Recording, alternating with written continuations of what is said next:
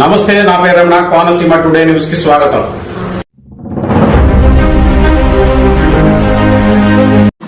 ఈరోజు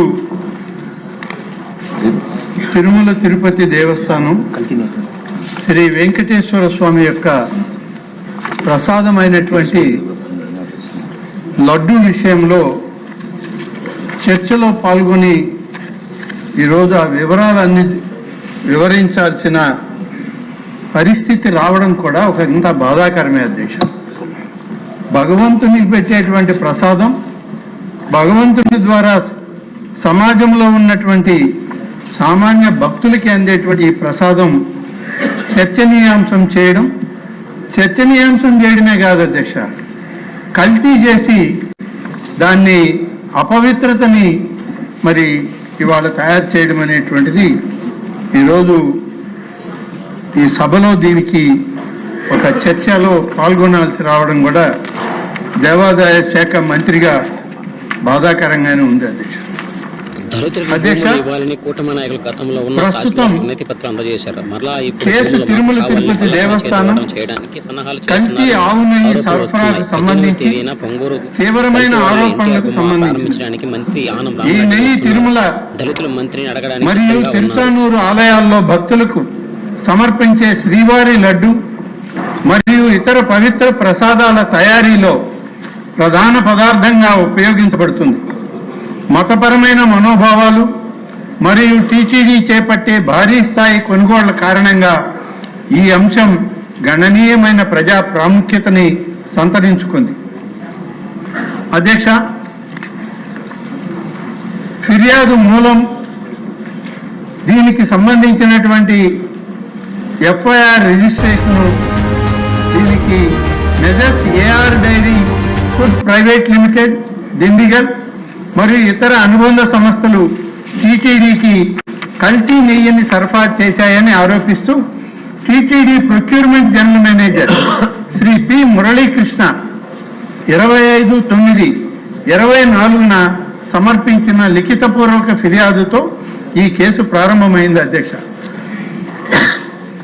ఆ ఫిర్యాదు ఆధారంగా తిరుపతి ఈస్ట్ పోలీస్ స్టేషన్లో ఆహార కల్తీ, మోసం, కుట్ర మరియు సంబంధిత నేరాలకు సంబంధించి భారతీయ న్యాయ సంహిత మరియు ఆహార భద్రత మరియు ప్రమాణాల చట్టం కింద ఎఫ్ఐఆర్ 470/2024గా నమోదైంది అధ్యక్ష. ప్రత్యేక విచారణ బృందం సిట్ ఏర్పాటు మరియు పునర్వ్యవస్థీకరణ ఆరోపణల తీవ్రతను మరియు ప్రజా విశ్వాసంపై దాని ప్రభావాన్ని పరిగణలోకి తీసుకొని ఆంధ్రప్రదేశ్ ప్రభుత్వం 26/9/24 నాటి జీఓఆర్టీ నంబర్ 1660 ద్వారా సీనియర్ అధికారులతో కూడిన ప్రత్యేక విచారణ బృందాన్ని ఏర్పాటు చేసింది అధ్యక్ష. తదనంతరం రిట్ పిటిషన్ నంబర్ 622/2024లో భారత గౌరవ సుప్రీంకోర్టు 4/10/2024 నాటి ఉత్తర్వుల మేరకు స్వతంత్ర మరియు సమగ్ర విచారణను నిర్ధారించడానికి సిబిఐ డైరెక్టర్ పర్యవేక్షణలో సిబిఐ, ఆంధ్రప్రదేశ్ పోలీస్ మరియు ఎఫ్ఎస్ఎస్ఏఐ ప్రతినిధులతో సిట్ పునర్వ్యవస్థీకరించబడింది అధ్యక్ష. నెయ్యి సేకరణ విధానం మరియు టెండర్ ఫ్రేమ్వర్క్, గీ ప్రొక్యూర్మెంట్ సిస్టంలో టెండర్ ఫ్రేమ్వర్క్ అధ్యక్ష. ఈరోజు టీటీడీ ఆలయాలలో లడ్డూ ప్రసాదం మరియు ఇతర నివేదన తయారీలో ఆవు నెయ్యి ప్రాథమిక పదార్థమని విచారణలో నిర్ధారణ అయింది అధ్యక్ష. టీటీడీ 2014 నుండి ఈ టెండర్ల ద్వారా అగ్మార్క్ స్పెషల్ గ్రేడ్ ఆవు నెయ్యిని మల్టీ టెండర్ సిస్టమ్ కింద సేకరిస్తుంది. అందులో 65% సరఫరాను అతి తక్కువ ధరకు కోట్ చేసి బిడ్డర్కు L1, మిగిలిన పరిమాణాన్ని అదే రేటుకు తదుపరి అర్హత కలిగిన బిడ్డర్కు కేటాయిస్తారు. నిజమైన నెయ్యి సేకరణను నిర్ధారించడానికి టెండర్ నిబంధనలను చారిత్రాత్మకంగా కఠినమైన అర్హత ప్రమాణాలు కలిగి ఉన్నాయి అధ్యక్ష. టెండర్ నిబంధనల ప్రకారం 2014 టెండర్ నిబంధనలు డైరీల కనీస నిర్వహణ అనుభవం, ఉత్పత్తి సామర్థ్యం మరియు పాల సేకరణ స్థాయిలను ప్రదర్శించాల్సి ఉండేది. 2018లో నాణ్యతా ప్రమాణాలను పాటిస్తూనే ప్రాంతీయ భాగస్వామ్యాన్ని ప్రోత్సహించడానికి జాతీయ మరియు ఆంధ్రప్రదేశ్ డైరీల కోసం ప్రత్యేక విభాగాలను ప్రవేశపెట్టారు. తగిన మౌలిక సదుపాయాలు ఉన్న స్థాపించబడిన డైరీలు మాత్రమే పాల్గొనేలా ఈ నిబంధనలను నిర్ధారించాయి. 2019లో నెయ్యి వినియోగం పెరగడం మరియు నిపుణుల కమిటీ సిఫార్సుల ఆధారంగా టర్నోవర్ అవసరాలు, పాల సేకరణ ప్రమాణాలు మరియు ఉత్పత్తి సామర్థ్య పరిమితులను పెంచడం ద్వారా టెండర్ నిబంధనలను బలోపేతం చేశారు. ఈ బలోపేతం పాలు, కొవ్వు మార్పిడి నిష్పత్తులు మరియు అంచనా వేసిన వినియోగానికి సంబంధించిన సాంకేతిక కారణాల ద్వారా మద్దతు ఇవ్వబడింది. తద్వారా సేకరణ నిబంధనలను వాస్తవ పరిస్థితులకు అనుగుణంగా మార్చారు. 2020 టెండర్ల నిబంధనల సడలింపు అధ్యక్ష. అయితే అధ్యక్ష, ఫిబ్రవరి 2020లో సుమారు 5 నెలల వ్యవధిలోనే బలోపేతం చేయబడిన నిబంధనలను గణనీయంగా సడలించినట్లు విచారణలో వెల్లడైంది. నిర్వహణ అనుభవం అవసరాన్ని 3 సంవత్సరాల నుండి 1 సంవత్సరానికి తగ్గించారు అధ్యక్ష. వార్షిక టర్నోవర్ అవసరాన్ని తగ్గించారు. ఆవు పాల కొవ్వు ఉత్పత్తి ప్రమాణాలను తగ్గించారు మరియు తప్పనిసరి పాల సేకరణ నిబంధనలను తొలగించారు. సమగ్ర అధ్యయనం, క్షేత్రస్థాయి పరిశీలన లేదా సాంకేతిక సమర్థన లేకుండానే ఈ సడలింపు చేయడం జరిగింది. తగిన మౌలిక సదుపాయాలు, పాల సేకరణ సామర్థ్యం మరియు నిజమైన నెయ్యి ఉత్పత్తిలో అనుభవం లేని ప్రైవేట్ డైరీల ప్రవేశానికి ఈ సడలింపు దోహదపడిందని సిట్ గమనించింది అధ్యక్ష. Messrs Bhole Baba organic dairy milk private limited, messrs Shri Vaishnavi dairy specialities private limited మరియు ఇతర నిందితుల డైరీలు టీటీడీ టెండర్లకు ప్రాప్తి పొంది తక్కువ ధరలను కోట్ చేయడం ప్రారంభించాయి. భాగస్వామ్యాన్ని పెంచడం లక్ష్యంగా పేర్కొన్నప్పటికీ బిడ్డర్ల సంఖ్య గణనీయంగా పెరగలేదు. ఈ సడలింపు కొన్ని నిర్దిష్ట సరఫరాదారులకు మాత్రమే అసమానంగా ప్రయోజనం చేకూర్చిందని సూచిస్తా ఉంది. 2024 టెండర్ మరియు ధరల ఆందోళనలో టీటీడీ మార్చి 12, 2024న 10 లక్షల కిలోల ఆవు నెయ్యి సరఫరా కోసం ఈ టెండర్ ఆహ్వానించిందని, మరి 8/5, 2024న టెండర్ను ఖరారు చేస్తూ messrs AR dairy food private లిమిటెడ్కు కిలోకు 319.80 రూపాయల చొప్పున సరఫరాను కేటాయించినట్లు విచారణలో మరిన్ని వివరాలు వెల్లడయ్యాయి అధ్యక్ష. కోట్ చేసిన ధర నిజమైన ఆవు నెయ్యి సరఫరాకు ప్రాథమికంగా అసాధ్యమని పరిగణించబడింది. ఇది నాణ్యతపై ఆందోళన పెంచింది. ప్రయోగశాల ఫలితాలు మరియు కల్తీ గుర్తింపు. జూన్ మరియు జూలై 2024న చేసిన సరఫరాల ప్రారంభంలో కల్తీ గుర్తింపు పరిమితులు లేని పరీక్షా విధానాల కింద ఆమోదించబడ్డాయి.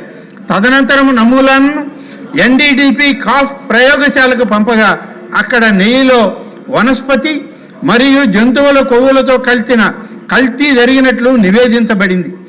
ఈ ఫలితాలు సేకరణ, సరఫరా గొలుసు మరియు తయారీ ప్రక్రియలపై వివరణాత్మక విచారణకు దారితీశాయి అధ్యక్ష. పనితీరు మరియు నేరపూరిత కుట్ర, ఫోర్జరీ పత్రాల సమర్పణ, ఉత్పత్తి సామర్థ్యంపై తప్పుడు సమాచారం మరియు సేకరణ రికార్డుల తారుమారు ద్వారా టీటీడీ టెండర్లను దక్కించుకోవడానికి పలువురు నిందితుల మధ్య నేరపూరిత కుట్ర ఉన్నట్లు సిట్ నిర్ధారించింది అధ్యక్ష. పామాయిల్, పామ్ కర్నల్ ఆయిల్ మరియు పామోలిన్తో పాటు బెటా కెరోటిన్, ఫ్లేవరింగ్ ఏజెంట్లు మరియు ఇతర రసాయనాలను ఉపయోగించి అసలు నెయ్యి రుచి, వాసనను పోలి ఉండే విధంగా కల్తీ నెయ్యిని తయారు చేసినట్టు విచారణలో వెల్లడైంది అధ్యక్ష. సేకరణ పర్యవేక్షణలో వ్యవస్థాగత లోపాలు. ఒక దశలో తిరస్కరించబడిన కల్తీ సరుకులు తదనంతరం ఇతర సంస్థల ద్వారా మళ్లీ సరఫరా చేయబడి ఆమోదించబడ్డాయని, ఇది తిరస్కరించబడిన సరఫరాల ట్రాకింగ్, ధృవీకరణ మరియు పారవేయడంలో వ్యవస్థాగత లోపాలను సూచిస్తుందని విచారణ వెల్లడించింది.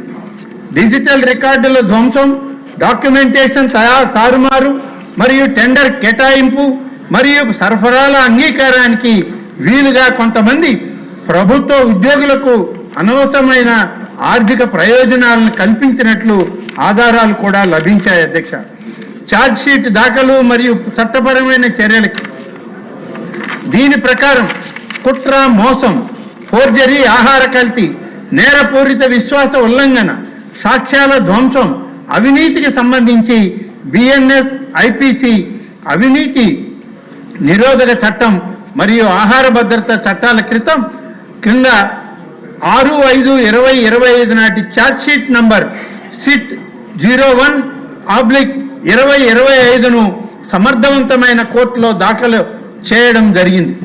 మనీ ట్రయల్, అదనపు నిందితులు, టీటీడీ అధికారుల పాత్రపై తదుపరి విచారణ కొనసాగుతోంది. గుర్తించబడిన పరిపాలనా లోపాలు, సమాంతరంగా జరిగిన పరిపాలనాపరమైన విచారణలో కల్తీని సూచించే సిఎఫ్టిఆర్ఐ ఫలితాల వంటి ప్రతికూల ప్రయోగశాల నివేదికలను అణిచివేయడం, సవరించిన ఎఫ్ఎస్ఎస్ఆర్ ప్రమాణాలను అస్థిరంగా అమలు చేయడం మరియు ఒప్పందపరమైన లక్షణాలను అమలు చేయడంలో వైఫల్యం వంటి లోపాలు వెల్లడయ్యాయి. సవరించిన ఆహార భద్రతా ప్రమాణాలు పాటించకుండా కొంతమంది సరఫరాదారులకు మినహాయింపునిస్తూ తీసుకున్న నిర్ణయాలు మునుపటి ఆమోదాలతో పొంతన లేకుండా ఉన్నాయి.